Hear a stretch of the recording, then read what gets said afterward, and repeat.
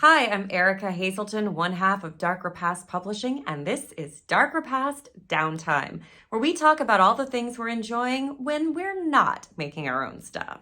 And today we're talking about The Nun 2, or my new favorite girl power movie.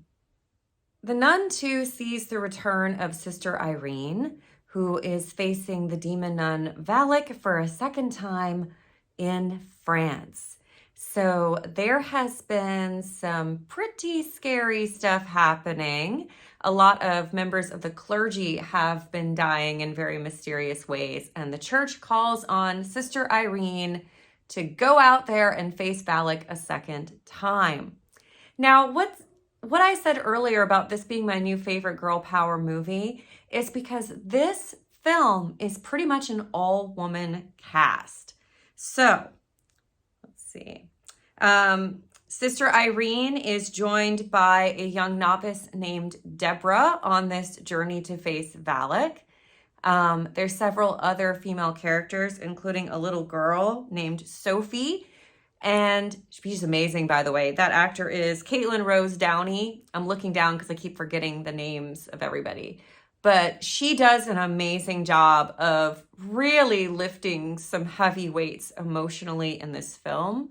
There is only one male character of note in the entire thing, and you'll remember him from the first movie. It's Maurice, the cute French guy that's so sweet that like saves her at the end of the movie. Maurice is back. But he's not saving her this time. In fact, the female characters several times have to save him. And every character in this movie, every woman in this movie runs towards danger to either fight Valak or to protect someone else who's being attacked by Valak. It's just so cool to watch, especially Sister Irene. She is just owning the space. She has her faith. She's faced Valak before. She has the experience to kind of know what to expect, but she stands up to her and she demands that she leaves the place, that she leaves the people that she takes over. She really speaks with authority and is just so amazing. But everyone in this is really cool. The young novice, Deborah, that is Sister Irene's companion. She is not your typical person you think of when you think of a nun or a sister. She's a little bit rock and roll. Like, she smokes. She's very modern. She's very much a woman of the 1950s, which is when this movie was set. I'm stumbling over myself because I'm excited. And it's just so interesting to see this different take, because you're like, wait, she's a nun, but she doesn't really act like one.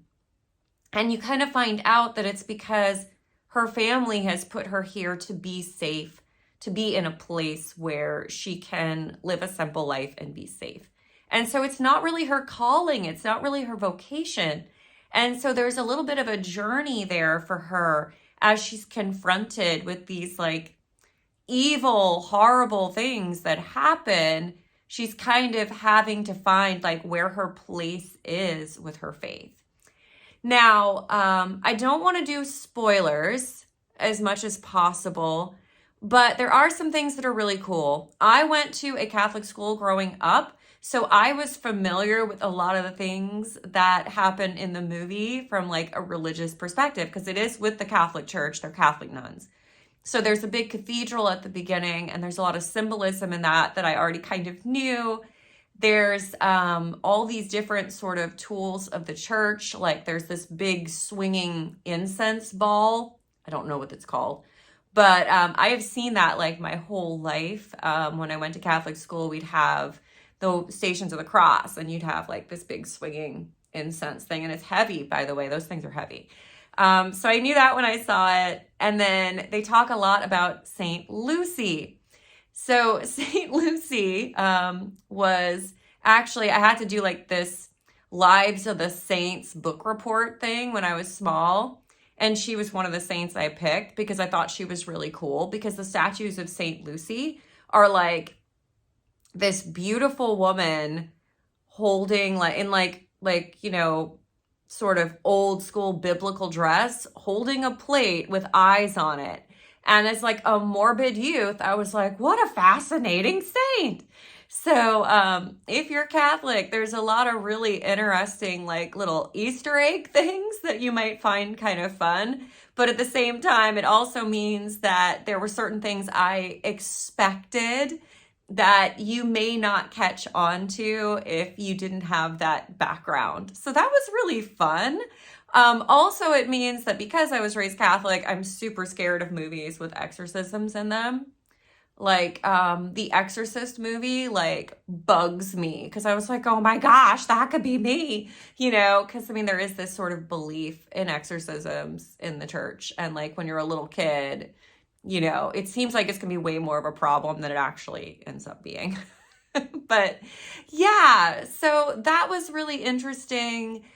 But on it, like, I think that this movie is good. I don't think it's as scary as the first Nun movie, and it's certainly not as scary, in my opinion, as the Conjuring's like first two films, which I think are just some of the best modern horror movies ever.